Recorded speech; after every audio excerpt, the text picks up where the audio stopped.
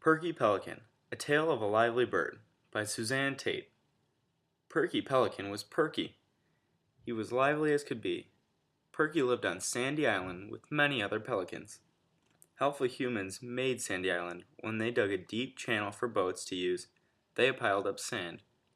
The sand formed an island, a safe place for Perky and his family.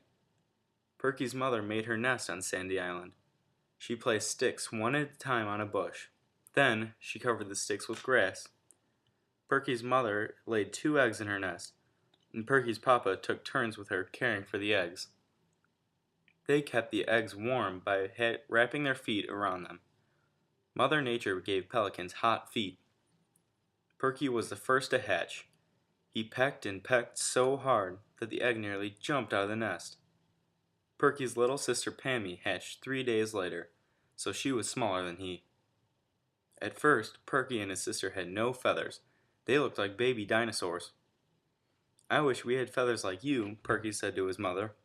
"Don't worry, your papa and I will take care of you," his mother said, "and soon you will be covered with soft, white down."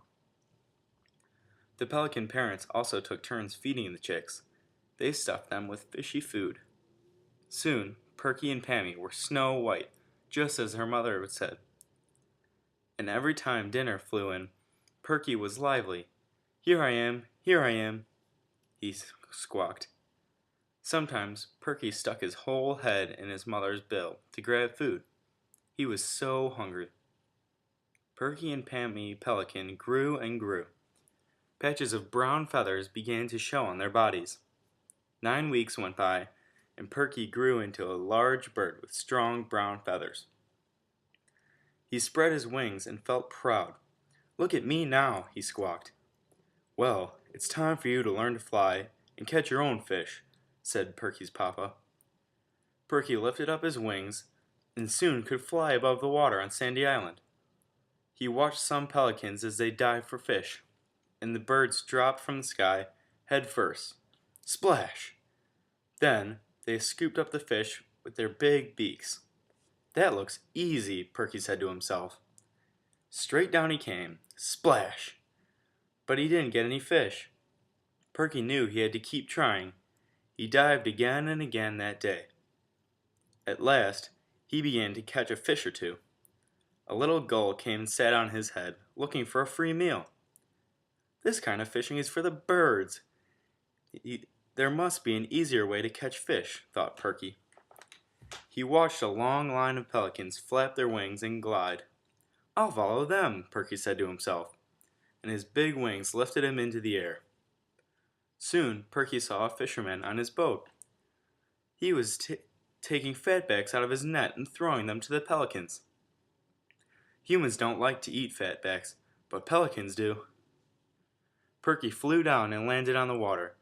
The fisherman threw him a fatback. Perky grabbed it right away, and that fish was gone in one gulp down Perky's gullet. A pretty little pelican swam up to Perky. "I'll show you how to get lots of fish," she said. Perky perked up his head. Then he saw that it was his little sister, Pammy. But Perky noticed something had happened to her. "How have you been?" he asked politely. "I hurt my wing one day when I was diving for fish," she replied. "Now I can't dive very well." "But I've learned an easy way to catch fish," his little sister said. "Come, let me show you."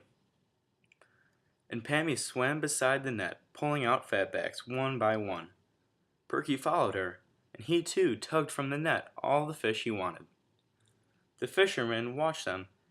"Thanks for helping me clean out my net," he said. "You can have your fill of fatbacks any time you wish." The fisherman started his motor and headed for the dock.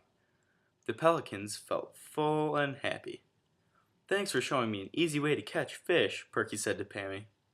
"Let's look for the fisherman tomorrow." Perky Pelican, always a lively bird, led the way home to Sandy Island.